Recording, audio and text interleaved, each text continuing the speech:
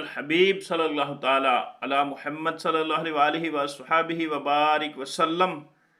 علامہ ابن جوزی رحمۃ اللہ تعالی علیہ لکھتے ہیں، ایک مرتبہ حضرت منصور بن عمار خلیفہ عبد المالک بن مروان کے پاس تشریف لائے۔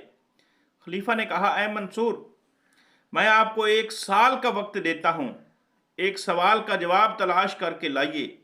وہ سوال یہ ہے کہ سب سے زیادہ عقل مند کون ہے اور سب سے زیادہ جاہل کون ہے؟ عبد المالک بن مروان کا سوال سن کر حضرت منصور بن عمار رحمۃ اللہ تعالی علیہ واپس چل پڑے۔ ابھی محل کے دروازے کے قریب ہی پہنچے تھے کہ لوٹ آئے۔ عبد المالک بن مروان بولا، واپس کیوں آ گئے؟ فرمایا، جواب مل گیا، وہ یہ کہ سب سے زیادہ عقل مند وہ ہے جو نیکیاں بھی کرے اور اللہ پاک سے ڈرتا بھی رہے، جبکہ سب سے زیادہ جاہل وہ ہے جو گناہ کرے پھر بھی خود کو عذاب سے محفوظ سمجھے۔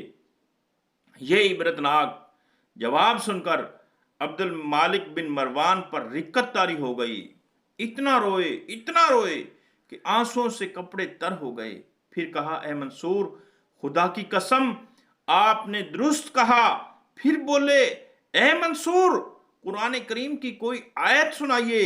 حضرت منصور بن عمار نے یہ آیت کریمہ تلاوت کی، یاد کرو، جس دن ہر شخص اپنے تمام اچھے اور برے اعمال اپنے سامنے موجود پائے گا تو تمنا کرے گا کہ کاش اس کے درمیان اور اس کے اعمال کے درمیان کوئی دور دراز کی مسافت حائل ہو جائے۔